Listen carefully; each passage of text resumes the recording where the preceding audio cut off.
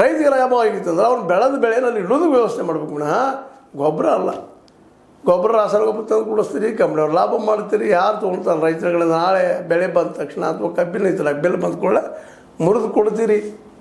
ಅಂದರೆ ಒಂದು ಕಂಪ್ನಿಗಳಿಗೆ ಹೆಲ್ಪ್ ಆಗುವಂಥದ್ದು ವಿನಃ ಇದು ರೈತರಿಗೆಪ್ಪ ಇದು ಹೆಲ್ಪ್ ಆಗುವಂಥದ್ದಲ್ಲ. ಈಗ 700 ಕೋಟಿ ರೂಪಾಯಿ ನೀವು ಮಾಡಿ ಮಾತಾಡಿದ ಅದಕ್ಕೆ ನಮ್ಮ ನ್ಯೂಸ್ಗಳಲ್ಲೂ ಎಲ್ಲ ನೋಡಿದ್ವಿ ನಾವು.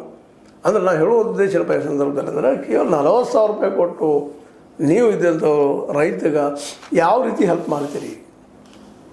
ಟ್ಯಾಕ್ಟ್ರು ಕೊಡ್ತೀರಿ, ಮತ್ತು ಕೊಡ್ತೀರಿ, ಕೊಡ್ರಿ, ಅದಕ್ಕೂ ಕೊಡ್ರಿ. ನೀರಾವರಿ ಇದ್ದಲ್ಲೆಲ್ಲ ಇವೆಲ್ಲ ಬೆಳೆಯೋಕ್ಕೆ ಸಾಧ್ಯತೆ. ಟ್ಯಾಕ್ಟ್ರ್ ತೊಗೊಳೋರು ಯಾರ? ನೀರಾವರಿ ಭೂಮಿಯವರ. ಡ್ರೈ ಲ್ಯಾಂಡ್ದವ್ರು ಎಲ್ಲಿ ತೊಗೋತಾರೆ ಟ್ಯಾಕ್ಟ್ರು? ಸಾಧ್ಯನೇ ಇಲ್ಲ. ಯಾಕೆ ಬರೋ ಇನ್ಕಮ್ ಕಡಿಮೆ ಯಾರು ಸಾಲ ಕೊಡ್ತಾರೆ? ಯಾವ ಬ್ಯಾಂಕರ್ಸು ಕೊಡೋದಿಲ್ಲ. ಮತ್ತು ರೈತರಿಗಾಗಿದ್ದಂಥ ಈ ಬ್ಯಾಂಕ್ದಲ್ಲಿ ಎಷ್ಟೆಷ್ಟು ಬೆಳೆ ಕೊಡ್ತಾರೆ ಇಲ್ಲಿವರೆಗೆ ಅದನ್ನ ಜೊಲ್ಲೆ ಅವ್ರು ಬಿಡುಗಡೆ ಮಾಡಬೇಕು ದಯವಿಟ್ಟು. ಅದನ್ನು ಯಾವ ಬೆಳೆ ಕೊಟ್ಟಿದ್ರಿ, ಎಷ್ಟು ಕೊಟ್ಟಿದ್ರಿ, ಯಾವ ವರ್ಷ ಎಷ್ಟು ಕೊಟ್ಟಿದ್ದಾರೆ ಅಂದ್ರೆ ಅದು ಹೊರಗೆ ಹಾಕಿದ್ರೆ ಭಾಳ ಚಲೋ. ಯಾಕಂದ್ರೆ ರೈತರಿಗೆ ಗೊತ್ತಾಗಿದೆ. ಪಾಪ ರೈತರು ಒದ್ದಾಡ್ತಾ ಇದ್ದಾರೆ. ರೈತರ ಬದುಕಿನ ಮೇಲೆ ನೀವು ಎಲ್ಲರೂ ನಿಂತೀವಿ.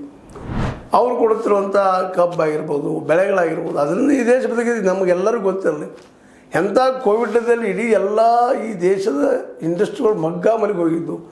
ಅಂಥ ಟೈಮ್ದಲ್ಲಿ 3.5%